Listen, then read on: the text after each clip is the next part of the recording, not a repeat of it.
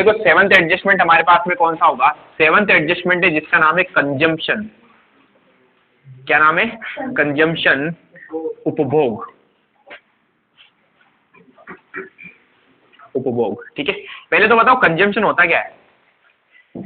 मैंने 1,00,000 रुपए का कोई गुड्स परचेज किया, ठीक है, मेरे बिजनेस में मैंने परचेज करके रख दिया और साल के लास्ट तक मैं उसको यूज ही नहीं लेता हूं, तो मुझे बताओ क्या एक्सपेंस हो गया? नेहा बताएगी। क्या बोला मैंने? आपने कोई गुड्स खरीदे हैं और आपने एक साल उसका इस्तेमाल नहीं किया, तो क्या वो एक्सपेंस हो जाएगा? सोच के जवाब देना, होगा या नहीं? 1 साल के बाद भी तो इस्तेमाल कर सकते हैं। इस साल के अंदर वो खर्चा हुआ या नहीं हुआ? सिंपल सा लॉजिक है, साल के लास्ट तक हमारे पास गुड्स पड़ा है, खर्चा नहीं हुआ है, पैसा जरूर गया। समझ पा रहे हो?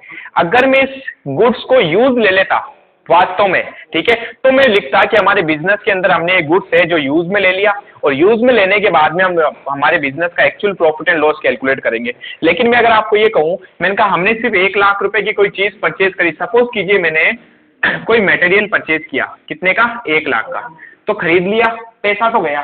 लेकिन मैंने कहा साल के एंड में भी ये गुड्स आपके पास एज इट इज पड़ा 1,00,000 रुपए का, तो क्या साल के दौरान कुछ भी यूज में आया क्या? कुछ भी यूज में नहीं आया। और जब कुछ यूज ही नहीं आया तो लॉस कुछ हुआ क्या? कुछ नहीं हुआ। लेकिन मैं अगर आपको ये कहूं, मैंने कहा साल के स्टार्टिंग में मेरे पास में 1,00,000 का गुड्स हमने परचेज किया, साल के लास्ट में हमारे पास सिर्फ 80,000 का ही गुड्स पड़ा है, तो इसका मतलब 20 का कहां गया? यूज ले लिया हमने, और यूज ले लिया ना तो ये आपके लिए लॉस हो गया। समझ पा रहे हो? कोई चीज की जब अपन प्रॉफिट एंड लॉस निकालेंगे तो हम ये देखेंगे कि वास्तव में हमारा लॉस कितना हुआ, तभी तो अपन उस लॉस को लिखेंगे और जो भी इनकम होगी उसमें से माइनस करेंगे। लेकिन क्या वास्तव में लॉस हुआ है क्या? रिसिप्ट या पेमेंट जरूर हो रहा है।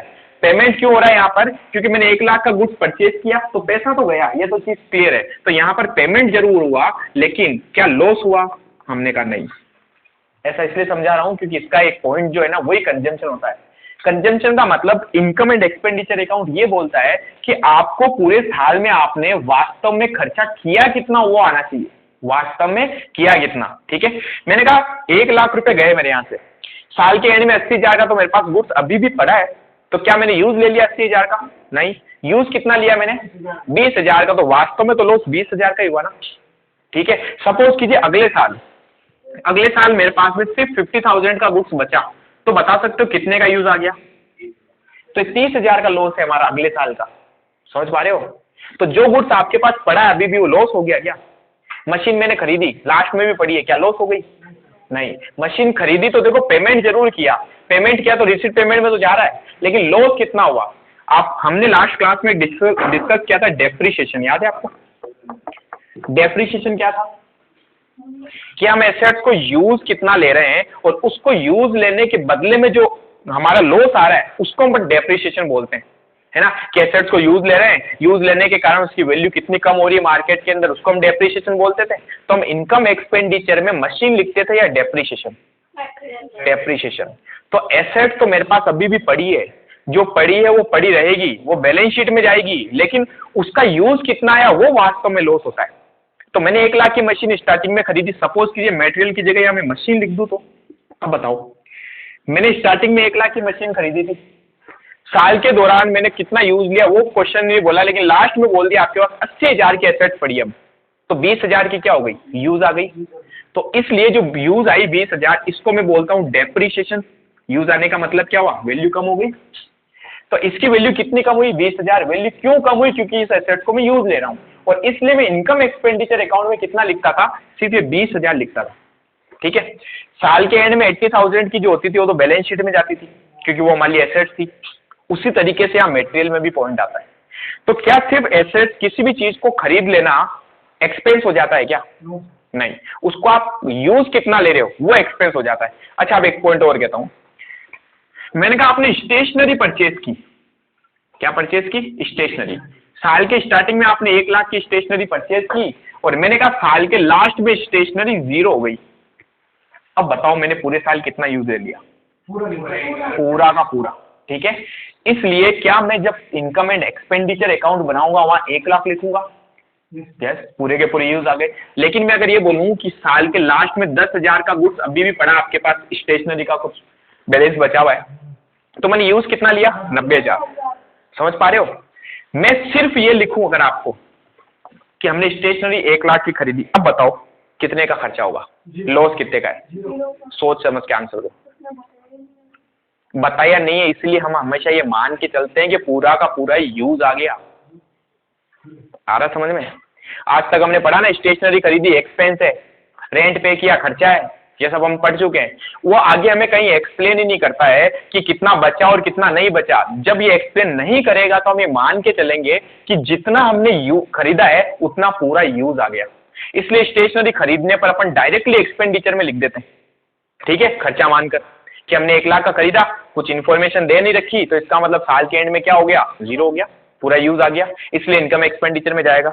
लेकिन अगर कभी आपको ये बोल दे कि स्टेशनरी का क्लोजिंग स्टॉक हमारे पास में है साल के एंड में 30,000, अब बताओ, मैंने कहा अब देखना पड़ेगा यूज कितना आया, स्टार्टिंग में कितना पड़ा था, लास्ट में कितना है, तो कितना यूज आ गया 70,000। तो जब मैं इनकम एक्सपेंडिचर बनाऊंगा तो मैं सिर्फ 70,000 ही लिखूंगा।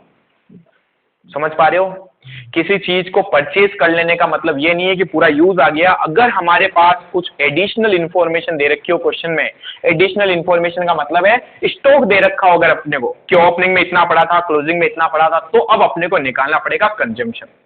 तो कंजम्पशन सिर्फ किस केस में निकालते हैं? मैंने कब देखा कि 70,000 होगा, मैंने कहा पहले 30 दिया उसने, तब मैंने कैलकुलेट किया। लेकिन अगर ये 30 देता ही नहीं तो मुझे कैलकुलेट करने की जरूरत ही नहीं थी, मैं सीधा मान लेता पूरा 1 लाख यूज आ गया। समझ गए? और इसको सीधा इनकम एक्सपेंडिचर में डाल देते। तो फर्स्ट चीज क्लियर ये करना कि कंजम्पशन, ये जो 70,000 यूज आया ना, इसी चीज को हम बोलते हैं कंजम्पशन, उपभोग कितना किया गया। ठीक है, स्टेशनरी 1 लाख की थी, साल के लास्ट में 30,000 की बची, तो कितनी यूज आ गई 70,000। तो ये जो यूज आ गई ना, इसी को तो अपन बोलते हैं कंजम्पशन, कितना हमने कंज्यूम कर लिया। समझ गए? यूज ले लिया। तो कंजम्पशन का एक फॉर्मूला बन गया यहाँ पर। क्या फॉर्मूला बना? अच्छा, अब छोटा सा पॉइंट और पूछता हूं। ये तो पॉइंट क्लियर है ना? सिर्फ इतना लिखे तो खर्चा मान लेना पूरा का पूरा, स्टॉक बोल दे तो देखना पड़ेगा यूज कितना आया, कितना बचा। ठीक है, अब एक छोटा सा पॉइंट आपसे मैं कहता हूं, मेरे पास साल की स्टार्टिंग में यानी 1 अप्रैल 2019 को कुछ स्टॉक पड़ा था, किसी भी चीज का स्टॉक हो सकता है। मैंने कहा 5 लाख रुपए का मेरे पास ओपनिंग में स्टॉक पड़ा था जब 1 तारीख को हमने बिजनेस स्टार्ट किया। मैंने इस साल के दौरान कुछ गुड्स और परचेज किया, खरीद लिया। मैंने 10 लाख रुपए का गुड्स और परचेज कर लिया। ठीक है, और फिर मैंने कहा साल के एंड में 31 मार्च 2020 को हमारे पास में कुछ गुड्स पड़ा था 2 लाख रुपए का। क्या मुझे बता सकते हो मैंने कितना यूज ले लिया? 13 लाख। पहला आंसर। दूसरा और बताओ, यूज कितना लिया, मैं ये जानना चाहता हूं। 3 लाख। और अब सुनो इसको अच्छे से, साल के स्टार्टिंग में कितना था 5 लाख, 10 लाख का मैंने और खरीद लिया, तो टोटल कितना हो गया? तो क्या मैं कह सकता हूं मेरे पास साल के दौरान पूरा 15 लाख रुपए का माल पड़ा था? कितने का? 15 लाख का, जिसमें से साल के लास्ट में सिर्फ बचा कितना है? तो बताओ 13 लाख कहां गया? उड़ गया कि हमने यूज ले लिया? यूज ले लिया। सिंपल सा पॉइंट है। आपके पास सुबह जब उठे तो 10 रुपए थे, सुनना, मॉर्निंग में उठे तो कितने थे? 10 रुपए। पापा ने 100 रुपए और दिए, और जब आप रात को सोने गए तो आपके पास सिर्फ 5 रुपए बचे। तो कितने उड़ा दिया आपने? कितने रुपए उड़ा दिया आपने? सोचो जरा। 105 रुपए। कैसे पता चला? हमने कहा देखो सुबह उठे 10 रुपए, 100 पापा ने दिए, टोटल 110 हो गए। 110 में से 5 ही बचे, बाकी कहां गए? उड़ा दिए। तो खर्चा कितना हो गया? 105 रुपए का। ये एक फॉर्मूला बन गया, ओपनिंग बैलेंस। फिर पापा से मिले तो रिसीव हुए, रिसीव हुए मतलब बैलेंस बढ़ा। ठीक है, इसी तरीके से ओपनिंग में इतना था, फिर हमने और खरीद लिया तो और बढ़ गया माल हमारे पास में, और फिर हमने कहा लास्ट में कितना बचा वो अगर मैं माइनस कर दूं तो कंजम्पशन आ जाता है। ये कंजम्पशन का फॉर्मूला बन गया। ठीक है, तो हमें जब कंजम्पशन निकालना है तो कंजम्पशन निकालने के लिए पहली चीज तो आपको ये बताएगा स्टार्टिंग में 10 थे, लास्ट में 5 हैं, तभी तो हम निकाल सकते कितने का खर्चा हुआ। अच्छा, सीधा बोल दे तो 10 रुपए, 100 रुपए मिले आपको और कुछ नहीं बोला, तो ये मान लेना हमने पूरे उड़ा दिए। ठीक है, तो बैलेंस है ही नहीं। जब बैलेंस है ही नहीं तो फिर माथामुड़ी करने की जरूरत नहीं है। तो कंजम्पशन कब निकालना है? जब हमें क्वेश्चन के अंदर स्टॉक गिवन होगा, यानी कि हमारे पास में साल के स्टार्टिंग में कितना था वो दिया हुआ हो और साल के लास्ट में कितना वो दिया हो। तो इसका एक फॉर्मूला बन गया। इसका फॉर्मूला बना ओपनिंग स्टॉक, ऐड करेंगे इसके अंदर परचेज, ठीक है, ड्यूरिंग द ईयर, और लेस करेंगे क्लोजिंग स्टॉक। तो क्या आ जाएगा हमारे पास? कंजम्पशन आ जाएगा। 11th क्लास में पढ़ते भी थे ये। 11th में कौन पढ़ता है सर, है ना? उतारो फटाफट यहाँ तक, फिर एक एग्जांपल करते हैं। अब देखो, तो सबसे पहले तो आपको कंजम्पशन कब निकालना है ये चीज क्लियर होनी चाहिए। स्टॉक दिया हुआ हो, किसी भी चीज का स्टॉक, गुड्स का स्टॉक हो या एक्सपेंस का भी अगर आपके पास स्टॉक हो, जैसे इस एक्सपेंस में एक पॉइंट आता है स्टेशनरी। क्या मैं स्टेशनरी खरीद के पूरी पूरे साल यूज ले लेता हूँ क्या? नहीं, जरूरी नहीं। हो सकता साल के एंड में कुछ हमारे पास स्टेशनरी पड़ी हो। सपोज कीजिए हम जो टाइप के वो जो प्रिंट करते हैं, पेपर लेते हैं, वो पेपर की मैंने 3 रिम खरीदी, 2 मैंने यूज ले ली, 1 तो अभी भी पड़ी है। तो वास्तव में साल में खर्चा तो 2 रिम का ही हुआ ना, 1 तो पड़ी है अभी भी हमारे पास में। समझ पा रहे हो? 3 खरीदी, 1 पड़ी है, तो यूज कितनी आ गई? 2। तो वास्तव में खर्चा तो 2 का हुआ। तो जब मैं इस साल का प्रॉफिट निकालूंगा तो मैं क्या वो तीसरी रिम को भी शामिल कर लूं क्या? वो तीसरी रिम पता है अगले साल यूज आएगी, और जब अगले साल यूज आएगी तो उसका खर्चा भी अगले साल जाना चाहिए। समझ गए? तो जहां कहीं भी आपको स्टॉक दिया हुआ हो, ठीक है, तो आपको हमेशा क्या निकालना है? कंजम्पशन। और कंजम्पशन हमेशा कहाँ जाता है? ये जो कंजम्पशन आएगा ना, ये जाएगा इनकम एंड एक्सपेंडिचर अकाउंट में। ठीक है, एक एग्जांपल लेता हूं मैं, स्टेशनरी का ही ले लेते हैं। मैंने कहा 1 अप्रैल 2019 को आपके पास में स्टेशनरी पड़ी थी, स्टेशनरी 50,000 की, ठीक है, और फिर आपके पास में आपने और स्टेशनरी परचेज करी ड्यूरिंग द ईयर, साल के दौरान आपने परचेज करी स्टेशनरी, कितने की? 1 लाख रुपीज की, ठीक है। क्या दिक्कत है भाई? ओपनिंग में ये स्टेशनरी पड़ी थी, फिर हमने परचेज करी, और 31 मार्च 2020 को हमारे पास में स्टेशनरी बची हुई है, स्टेशनरी 20,000 की। बता सकते हो कितनी यूज आएगी? 20 नहीं, इसको 40 कर देता हूँ। यूज कितनी आ गई? 1,10,000। कैसे पता चला? फॉर्मूला अप्लाई करो, ओपनिंग स्टॉक, ऐड करो परचेज, और लेस करो क्लोजिंग स्टॉक। तो आंसर क्या आ जाएगा? कंजम्पशन। ठीक है, तो अब अगर हमें कंजम्पशन निकालना है इसका, तो देखो कंजम्पशन कैसे निकालेंगे? Consumption is equals to opening stock, opening stock, add कीजिए इसमें परचेज, और लेस कीजिए इसमें से क्लोजिंग स्टॉक।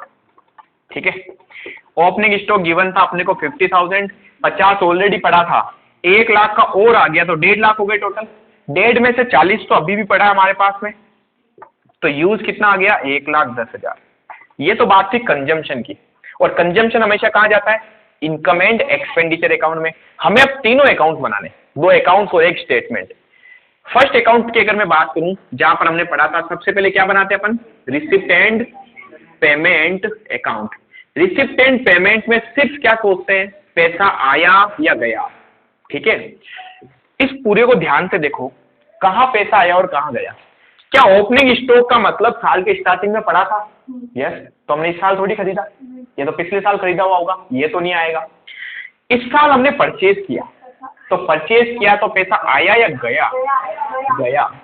हमने खरीदा है, खरीदा तो पेमेंट किया हमने, ठीक है, पेमेंट किया तो पैसा गया, तो कहाँ आएगा? पेमेंट साइड में। ये है हमारे पास रिसिप्ट साइड, और ये है हमारे पास में पेमेंट साइड। बाई साइड में लिखेंगे बाय परचेज ऑफ स्टेशनरी। बताओ कितने की स्टेशनरी खरीदी हमने इस बार? 1 लाख की। तो यहां पर सिर्फ आएगा अमाउंट 1 लाख, यानी कि 1 लाख। ये तो बात हो गई रिसिप्ट एंड पेमेंट की। तो रिसिप्ट एंड पेमेंट में क्या आता है? पैसा कितना आया और कितना गया, सिर्फ ये सोचना है। क्लोजिंग स्टॉक भी साल के एंड में पड़ा है, ये वही स्टॉक होगा जो हमने इस बार खरीदा होगा या पिछली बार वाला पड़ा होगा। ठीक है, तो इसके लिए अलग से अमाउंट पे नहीं किया अपन ने। अब हम बात करें इनकम एंड एक्सपेंडिचर अकाउंट की। इनकम एंड एक्सपेंडिचर अकाउंट, तो इनकम एक्सपेंडिचर में क्या आता है? अभी क्या पढ़ा हमने? कंजम्पशन। वास्तव में कंजम्पशन का मतलब हमने यूज कितना ले लिया? 1,10,000। तो 1,10 यूज लिया, तो हमारे बिजनेस में स्टेशनरी के लिए खर्चा भी तो 1,10 ही होना चाहिए, बाकी तो पड़ा हमारे पास में स्टॉक अभी। तो हमने कहा 1,10 का खर्चा हो गया। ये है एक्सपेंडिचर साइड, और ये हमारे पास इनकम साइड। कहाँ आना चाहिए कंजम्पशन? एक्सपेंस में। समझ गए? तो क्या लिखेंगे? To consumption of stationery. कितने का कंज्यूम किया हमने गुड्स? 1,10,000 का। 1,10,000। यहां तक कोई दिक्कत? अब हम बात करते हैं बैलेंस शीट। बताओ जरा बैलेंस शीट में क्या जाना चाहिए? बैलेंस शीट में एसेट्स और लायबिलिटीज जाती है। क्या हमारे पास स्टेशनरी अभी भी पड़ी थी 40,000 की? तो ये हमारी एसेट्स ही तो है एक तरीके से। कोई भी किसी भी तरीके का स्टॉक अगर आपके पास में होता है तो वो हमेशा बिजनेस के लिए एसेट्स मानी जाती है। ये हमारे पास स्टॉक पड़ा था, उसका बचा हुआ था जो अगले साल यूज आएगा, ठीक है, तो इस साल तो यूज नहीं आया, तो ये हमारे लिए स्टॉक माना जाएगा। और कौन सा स्टॉक? ओपनिंग या क्लोजिंग? क्लोजिंग, क्योंकि हमें ये लिखना है साल के एंड में। ये हम बना रहे हैं, कब के बना रहे हैं हम? 31 मार्च 2020, ठीक है। इस दिन हमारे पास में क्या है? मैंने कहा इस दिन हमारे पास स्टेशनरी है 40,000 की, तो यहां लिखेंगे स्टॉक ऑफ स्टेशनरी। कितने का स्टॉक पड़ा था हमारे पास? 40,000 का। कोई डाउट है यहां तक? पक्का? उतारो।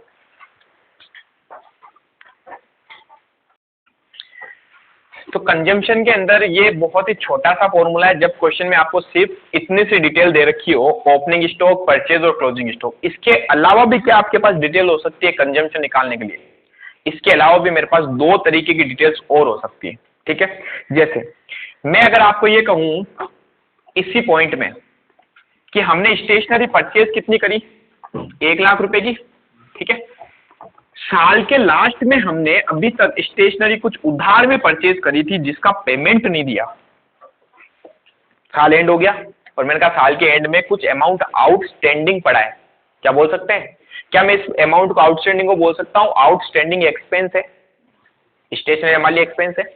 मैंने कहा इसी पॉइंट के साथ में अगर आपको ये लिख दें कि 31 मार्च 2020 को आपने स्टेशनरी कुछ परचेज कर ली थी जिसके लिए कुछ पैसा देना बाकी है, यानी आउटस्टैंडिंग सैलरी दे रखी है क्वेश्चन में आपको 10,000 रुपए। क्या ये हो सकता है पॉइंट? हो सकता है।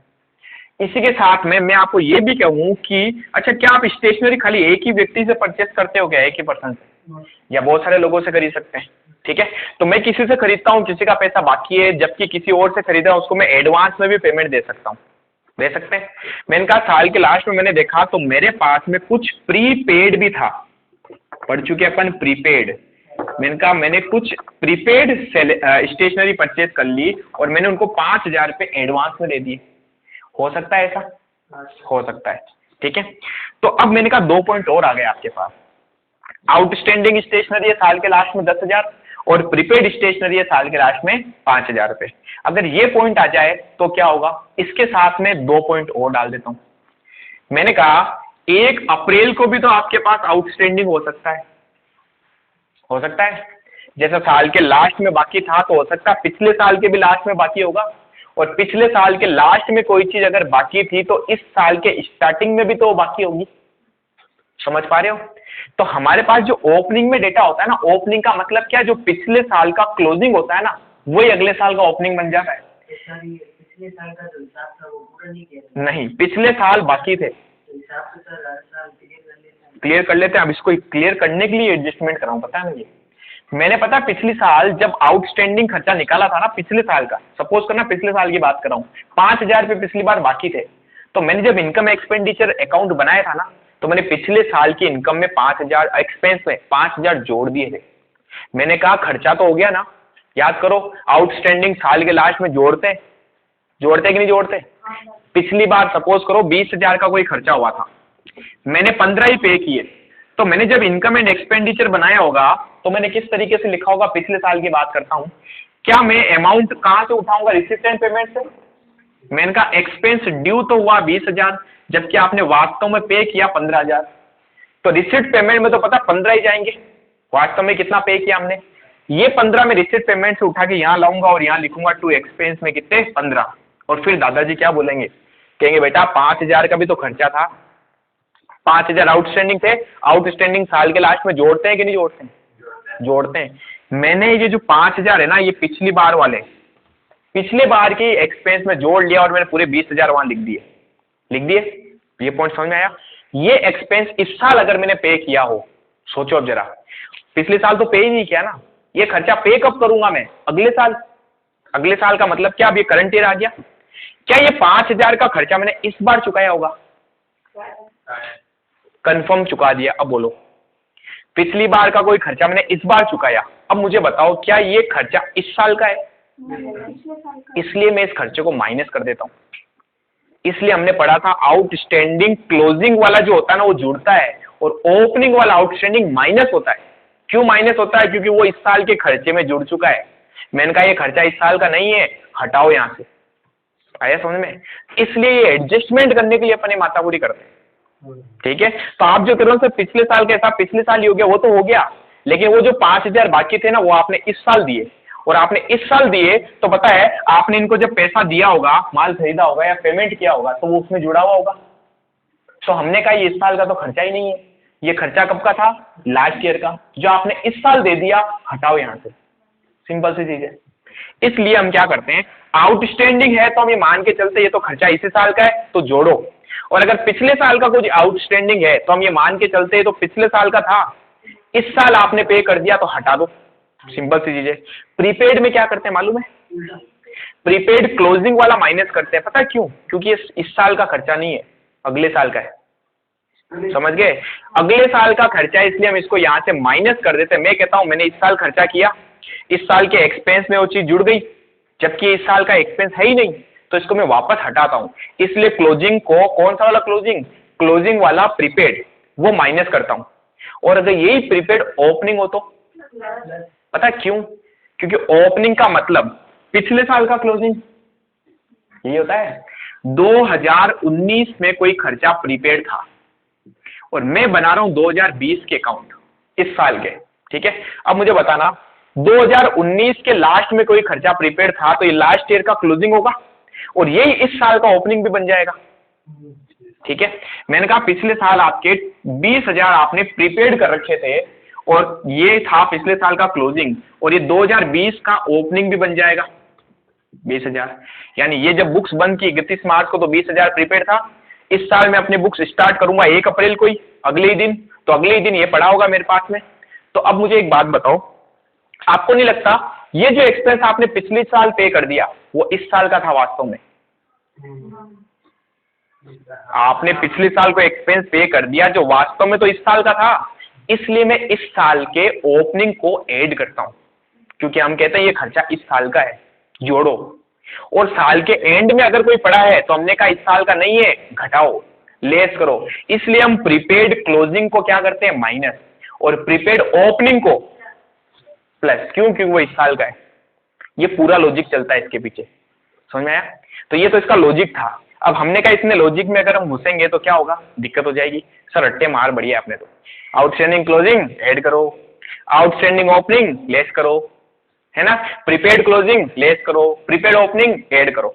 लॉजिक इसलिए समझाया कि अगर कहीं एग्जाम में रट्टे मार भी भूल जाते हैं, कई बार होता है ना रट्टे मारा भूल गए, तो अपन इसको इजीली समझ सकते हैं। ठीक है, तो अब मैं आया वापस इसी एग्जाम्पल पे। अब हमने कहा यहां तक तो हमने पढ़ी रखा था ये 2 पॉइंट को। ठीक है, इसमें मैंने 2 नए पॉइंट ये जोड़े कि साल के एंड में कुछ आउटस्टैंडिंग है, साल के एंड में कुछ प्रीपेड है।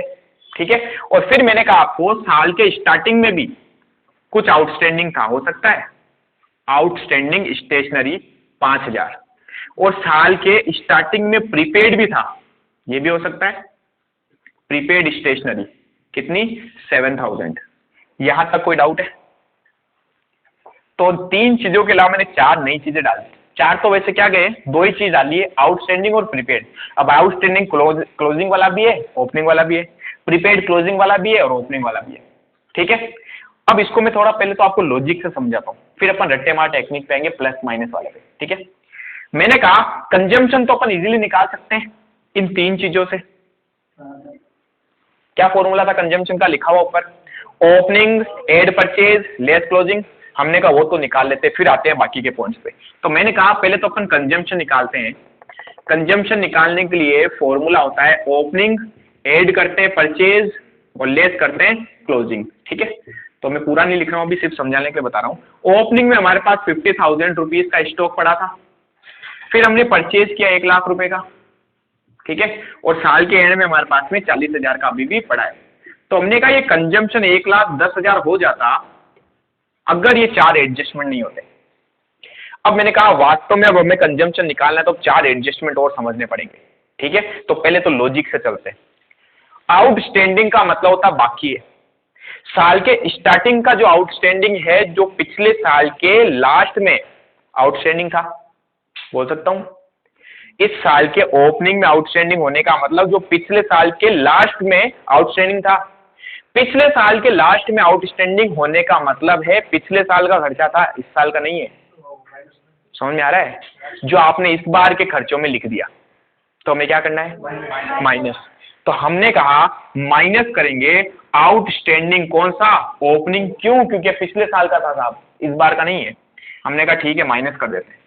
ठीक है, फिर आते हैं अगले पॉइंट पे, प्रीपेड की बात करते हैं। इस पिछले साल के लास्ट में कोई खर्चा प्रीपेड था, क्या वो वास्तव में इस साल का खर्चा था? यस। तो खर्चा तो इसी साल का था, तो हमने कहा इस साल का था तो जोड़ो, इसी साल में आएगा, जोड़ लीजिए। हमने कहा ऐड कर लेते हैं प्रीपेड ओपनिंग, कितना? 7,000। ये तो आ गया सर। अब बात करते हैं इनकी, ये तो हो गया। अब इनकी आउटस्टैंडिंग स्टेशनरी, इस साल के लास्ट में कोई खर्चा है जिसका मुझे पेमेंट करना चाहिए था लेकिन मैंने नहीं किया, खर्चा तो इसी साल का है कि नहीं है? जोड़ो। समझ पा रहे हो? तो हमने कहा ऐड करते हैं आउटस्टैंडिंग कौन सा वाला? क्लोजिंग। कितने? 10,000। फिर हमने कहा इस साल के लास्ट में कुछ प्रीपेड पड़ा है, यानी इस साल के लास्ट तक मैंने कोई खर्चा ज्यादा पे कर दिया। ज्यादा पे कर दिया तो क्या वो इस साल का था या अगले साल का है? अगले साल का है। तो मैं अगर इस साल के प्रॉफिट में इसको लिख दूं तो ये गलत हो जाएगा, हटा दो, माइनस कर दो। तो क्या मैं लिख सकता हूं? माइनस करूंगा प्रीपेड क्लोजिंग, कितने? 5,000। और जो अमाउंट आएगा ना, ये आपका कंजम्पशन होगा। ये तो मैंने समझा के बोला सर, समझाया वाला तो समझ में नहीं आया। रट्टे मार टेक्निक बताओ बेटा। आउटस्टैंडिंग क्लोजिंग क्या करते हैं? ये रहा आउटस्टैंडिंग क्लोजिंग प्लस। अगर आउटस्टैंडिंग क्लोजिंग प्लस किया तो आउटस्टैंडिंग ओपनिंग माइनस। प्रीपेड और आउटस्टैंडिंग में रिवर्स कनेक्शन होता है। आउटस्टैंडिंग अगर क्लोजिंग ऐड होता है तो प्रीपेड ओपनिंग ऐड होगा, और प्रीपेड ओपनिंग ऐड होगा तो प्रीपेड क्लोजिंग लेस होगा। रट्टे मार लिए सर। रट्टे मारोगे या समझोगे? समझ के करोगे ज्यादा बेटर है वैसे। ठीक है, बट हर बार हमें ये सब समझना है ना, तो टाइम ज्यादा लगेगा, ये भी मैं आपको समझा। तो दोनों में से ज्यादा बेटर क्या है? याद कर लो। आउटस्टैंडिंग क्लोजिंग ऐड होगा, outstanding closing, outstanding closing add. तो जबान क्यों नहीं निकल रही? सदमे में हो गया। Opening, outstanding opening less, prepaid closing minus, prepaid opening plus. Reason समझा दिया क्यों? ठीक है, चलिए। तो अब हमने कहा जो अमाउंट आएगा हमारे पास में, और ये अमाउंट जो होगा ये होगा एक्चुअल कंजम्पशन। तो यहां पर अब कंजम्पशन का एक नया फॉर्मूला और बन गया। कब बनेगा ये फॉर्मूला? अगर हमें क्वेश्चन में आउटस्टैंडिंग और प्रीपेड भी दे रखे हो। समझ गए? तो आप कैलकुलेट कर लेना क्या है। अब मैं यहां पर इसका फॉर्मूला थोड़ा चेंज और करा रहा हूं। अच्छा, ये उतारना है ना? चलो एक मैं बुक का ही क्वेश्चन कराता हूँ, ये समझ गए, बहुत है। अब बुक के क्वेश्चन पे आते हैं अपन डायरेक्टली, बट उससे पहले इसका फॉर्मूला लिखते हैं। अगर हमें क्वेश्चन के अंदर आउटस्टैंडिंग, एक्रूड ये वाले प्रोविजन दे रखे हो तो हम क्या करेंगे? तो देखो यहां तक तो आ गया था पहले भी। अब यहाँ ऐड करना है आउटस्टैंडिंग कौन सा वाला? क्लोजिंग। तो माइनस क्या होगा? Outstanding opening. अगर आउटस्टैंडिंग क्लोजिंग ऐड होता है तो प्रीपेड क्लोजिंग क्या होगा? Minus, prepaid closing less. अगर प्रीपेड क्लोजिंग लेस होता है तो prepaid opening add, prepaid opening. समझ गए भाई? अब यहां एक पॉइंट और लिख रहा हूं मैं। क्या मैं प्रीपेड को बोल सकता हूं एडवांस पेमेंट? भाई प्रीपेड का मतलब क्या होता है? Advance payment. तो कई बार आपको क्वेश्चन प्रीपेड नहीं बोलेगा, हो सकता है वो एडवांस पेमेंट बोल दे, तो हमें समझना पड़ेगा एडवांस में पेमेंट दे दिया मतलब प्रीपेड कर दिया। ठीक है, तो इन दोनों को तो मैं बोलूंगा एडवांस। अच्छा, जो बाकी है, पेमेंट देना बाकी है, क्या वो आपके क्रेडिटर्स बन जाते हैं? जिसको पैसा देना बाकी है, यानी हमने किसी से अगर उधार में कोई चीज खरीदी, वो क्रेडिटर्स होते हैं, मान लिए लाइबिलिटी। समझ गए? तो कई बार आपको आउटस्टैंडिंग की जगह वो वर्ड डाल देगा क्रेडिटर। तो जहां क्रेडिटर्स लिख दे इसका मतलब हमें मानना है आउटस्टैंडिंग है, और एडवांस में पेमेंट कर दिया मतलब प्रीपेड है। अच्छा, यहाँ पर मैंने एक्रूड और अनर्ड नहीं लिए, क्यों? क्योंकि वो इनकम है। एक्रूड इनकम होती है, अनर्ड इनकम होती है। क्या मैं इनकम की बात करूं कि एक्सपेंस की? कंजम्पशन हमेशा एक्सपेंस का होता है, इनकम का कभी कंजम्पशन नहीं होता है। ठीक है, अब फटाफट यहां तक लिखो और फिर इसके ऊपर एक दो क्वेश्चन करते हैं अपन। ठीक है, ये आपके एक्चुअल कंजम्पशन का फॉर्मूला है। शॉर्ट आंसर टाइप क्वेश्चन हमारे दे रखे हैं, लघुत्रात्मक प्रश्न, जिसमें क्वेश्चन नंबर है आपके पास 3 मिल गए। Short answer type question, how will you deal with the following case while preparing income and expenditure account. निम्नलिखित परिस्थिति को आय व्यय खाते में किस प्रकार दिखाएंगे। देखो क्या पूछ रहा है, आय व्यय खाता। आय व्यय खाता मतलब इनकम एंड एक्सपेंडिचर अकाउंट, और इनकम एंड एक्सपेंडिचर अकाउंट में तो कंजम्पशन जाता है। अब देखो नीचे क्या क्या इंफॉर्मेशन दे रखी है हमारे पास। 1 अप्रैल 2016 को और 31 मार्च 2016 को दो डेटा अपने को दिया हुआ है क्वेश्चन में, तो मैं लिख देता हूं 1 अप्रैल 16 और 31 मार्च। अच्छा 16 है ना, उसको 17 कर लेना, उसको जो 16 है उसको मिसप्रिंट हो गया। स्टॉक दे रखा अपने को, स्टॉक ऑफ स्टेशनरी, स्टेशनरी का ही पॉइंट पढ़ा था हमने अभी।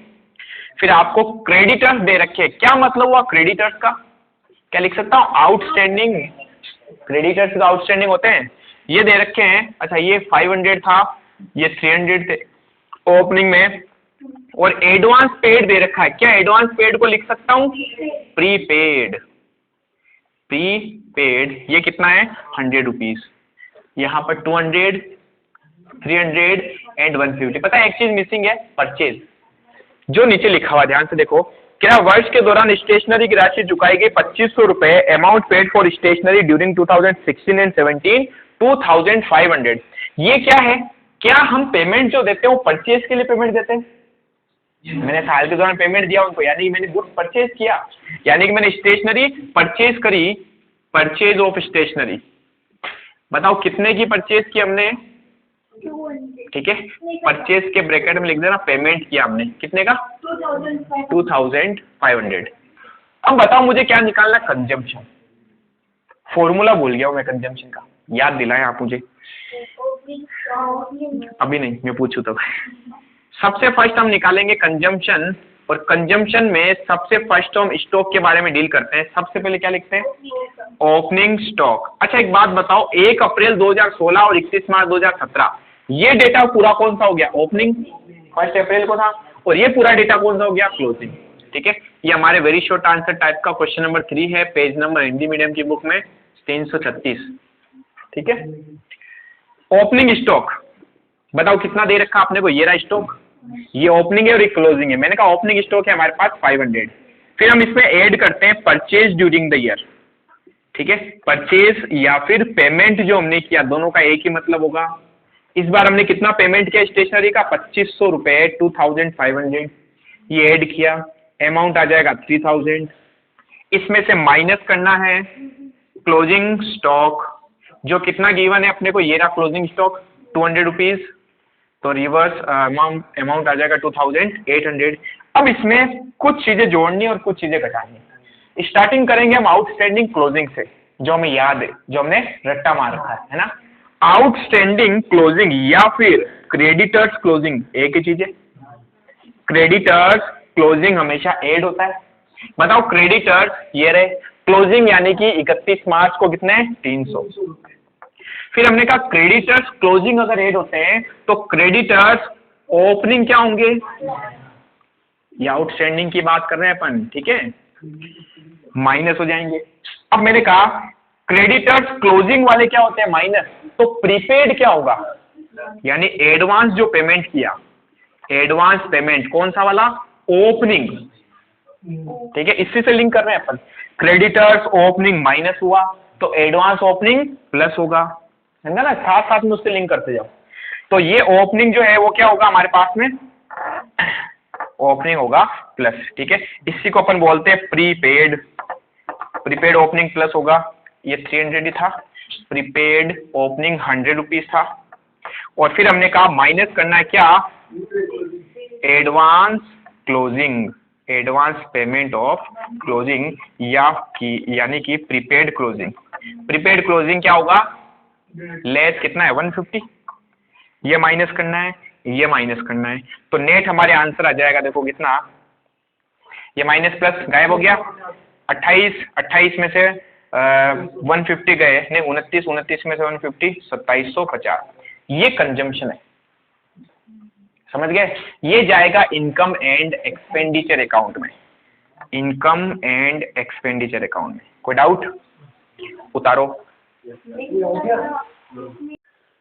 देखो इस क्वेश्चन के अंदर सिर्फ इसमें कंजम्पशन का अमाउंट पूछा आपने को, ठीक है, लेकिन अगर अपन रिसीट, पेमेंट और इनकम एक्सपेंडिचर और बैलेंस शीट तीनों बनाए तो क्या होगा, ठीक है, वो तीनों में चीजें आपको समझाता हूं। अगर अपन रिसिप्ट एंड पेमेंट अकाउंट बनाए तो सबसे पहले अपन लिखते हैं रिसिप्ट एंड पेमेंट अकाउंट। पता है रिसिप्ट एंड पेमेंट में क्या जाएगा, वास्तव में पेमेंट कितना हुआ बस वही जाता है, और क्वेश्चन ने क्लियरली बोल रखा था कि हमने परचेज कितनी की, और तो परचेज की मतलब पेमेंट दिया हमने कितना 2500, तो रिसिप्ट साइड ये होती है और ये साइड होती है हमारे पास पेमेंट साइड। तो हम पेमेंट में लिखेंगे बाय परचेज ऑफ स्टेशनरी। यहां तक कोई डाउट है? परचेज ऑफ स्टेशनरी कितना 2500, तो यहां तो ज्यादा सोचना ही नहीं है, तो सिर्फ इतना कितना बताओ कितना पैसा गया, ठीक है। फिर सेकंड नंबर पे जब अपन आते हैं इनकम एंड एक्सपेंडिचर अकाउंट में, इनकम एंड एक्सपेंडिचर ये अकाउंट, ये क्वेश्चन इसलिए समझा रहा हूं क्योंकि जो अगला मैं आपको क्वेश्चन होमवर्क दूंगा ना उसमें तीनों पूछे हैं। हाँ, तो इनकम एंड एक्सपेंडिचर अकाउंट में क्या जाएगा बताओ, कंजम्पशन। ये माताफोड़ी क्यों करी हमने, इनकम एक्सपेंडिचर में लिखना है, तो ये अमाउंट एज इट इज उठाओ ट्रांसफर कर दो, कुछ मत देखो, सीधा लिख दो एक्सपेंडिचर है, खर्चा है, तो 2 में आ जाएगा एक्सपेंडिचर, और ये हो गया हमारे पास इनकम। एक्सपेंडिचर में 2 में आएगा, क्या लिखेंगे, टू कंजम्पशन ऑफ स्टेशनरी, ठीक है, 2750, 2750। यहां तक कोई डाउट? और अब बात करते हैं अपन बैलेंस शीट की। तो देखो मैं बैलेंस शीट जो बना रहा हूं यहाँ पर कौन सी वाली बनाऊंगा मैं, बैलेंस शीट साल के लास्ट वाली, क्योंकि ये साल के एंड में बनते हैं। तो मैं बात कर रहा हूं बैलेंस शीट इज ऑन 31 मार्च 2017 था ना, इसमें 17। अब आपको ये मुझे चीज समझानी है कि यहाँ पर क्या क्या चीजें आएंगी। पहली चीज तो बैलेंस शीट में एसेट और लायबिलिटी आती है, इसके अलावा कुछ नहीं आता। इस पूरे को अच्छे से पढ़ो, इसमें क्या क्या एसेट्स और क्या क्या लायबिलिटी है। क्या स्टॉक एसेट्स होती है? यस, स्टॉक हमारे लिए एसेट्स है। अब क्योंकि ये जो स्टॉक है ना ये ओपनिंग वाला है, ओपनिंग का मतलब ओपनिंग बैलेंस शीट में जाएगा साल के स्टार्टिंग में, या पिछले साल के लास्ट वाली जो बैलेंस शीट बनाई थी। मैं तो देख रहा हूँ बैलेंस शीट एज ऑन 31 मार्च के दिन क्या क्या है, तो ये तो पिछले साल का था, ये पिछले साल के बैलेंस शीट में जाएगा। परचेज जो हमने इस बार किया वो हमने रिसीट पेमेंट में लिख दिया, वहां जाता है। क्लोजिंग स्टॉक यहाँ आएगा, साल के एंड में स्टॉक बचा हमारे पास, तो हमने कहा मेरे पास एसेट्स थी स्टॉक की, तो एसेट साइड में लिखूंगा और यहाँ लिखूंगा stock of stationery. Closing balance sheet में क्लोजिंग वाला स्टॉक 200 500 का है। फिर आते हैं इन 4 एडजस्टमेंट पे, इन चारों को ध्यान से देखो, क्या ये चारों ही एडजस्टमेंट जो है ये एसेट्स और लायबिलिटी बन गए? यस, कल ही पढ़ा था हमने। लेकिन इन चारों में से मैं बैलेंस शीट बना रहा हूं 31 मार्च 2017 की, तो मुझे 31 मार्च 2017 के दिन देखना कौन कौन से एसेट्स है या लायबिलिटी है। यानी क्या मैं यहाँ पर सिर्फ क्लोजिंग वाली लिखूंगा? यस, ओपनिंग वाली ओपनिंग बैलेंस शीट में जाएगी 1 अप्रैल को, यानी ये जो ओपनिंग वाला था ये जब मैंने पिछले साल की बैलेंस शीट बनाई होगी ना वहां गया होगा, ठीक है। तो ओपनिंग को तो छोड़ दो। अब बात आई क्रेडिटर्स की, क्लोजिंग की। क्रेडिटर्स एसेट्स होते हैं कि लायबिलिटी? आउटस्टैंडिंग एक्सपेंस लायबिलिटी, दोनों एक ही तो चीज है, तो इसको मैं उठा के रखूंगा लायबिलिटी में। यानी यहां मैं लिखूंगा क्रेडिटर्स फॉर स्टेशनरी, कितने के थे क्लोजिंग वाले? 300 रुपए के। फिर मैंने कहा ओपनिंग तो यहाँ आएगा नहीं, हम क्लोजिंग बना रहे हैं। एडवांस पेमेंट ओपनिंग नहीं आएगा, लेकिन एडवांस पेमेंट क्लोजिंग तो आएगा साल के एंड में। ये एसेट्स या liability? Assets. Prepaid expense assets बनती है क्योंकि कोई खर्चा हुआ ही नहीं, हमने पहले ही पे कर दिया, हमारा अधिकार है इसके ऊपर, राइट है, तो ये आपके लिए एसेट्स बनेगी। तो कहाँ आएगा? एसेट साइड में, यानी कि प्रीपेड स्टेशनरी। क्लोजिंग वाली ध्यान देना, कई बार बच्चे ओपनिंग वाली लिख के आ जाते हैं दूनी दून में, और फिर दूनी दून में नंबर भी ऐसे आ जाते हैं। बस ये तीनों चीजें। अब जो मैं आपको होमवर्क दे रहा हूं क्वेश्चन नंबर हमारे पास इसी में है 8th क्वेश्चन, 8वां क्वेश्चन। वहां सन्ड्री एक्सपेंस का दे रखा है, उसमें सेम एडजस्टमेंट करने इस तरीके से। अच्छा, खर्चों में कभी जैसे प्योरली एक्सपेंस जो होता है रेंट, क्या रेंट में स्टॉक हो सकता है क्या? रेंट में कभी स्टॉक हो सकता है क्या? ये तो स्टेशनरी थी, तो पता है स्टेशनरी में तो पेन होते हैं, पेंसिल होते हैं, उसका स्टॉक हो सकता है। बट कोई जो प्योरली खर्चा होता है ना, प्योर एक्सपेंस, सैलरी हो गई, रेंट हो गई, इसमें कभी स्टॉक नहीं होगा। तो जब स्टॉक नहीं हो और क्वेश्चन पूछे है कि बताओ कंजम्पशन निकालना है, तो निकाल सकते हो। ये दोनों चीजें गायब कर दो। ये परचेज का मतलब पेमेंट कितना किया वो लिखा हुआ होगा, और ये सारे एडजस्टमेंट एज इट इज छाप दो। स्टॉक तो होगा ही नहीं, तो स्टॉक नहीं तो स्टॉक को तो गायब कर दो। और इस बार पेमेंट कितना किया हमने वास्तव में, वो तो आपको दे रखा होगा। उसमें ये दे रखे होंगे आपको outstanding closing, outstanding opening, prepaid closing, prepaid opening. ठीक है, करके देखना, नहीं ये हो जाना चाहिए आपसे आंसर। क्वेश्चन नंबर 8 आपका होमवर्क है, 3rd मैंने करा दिया, 8 वाला होमवर्क। ठीक है, करके लाना कल घर से है।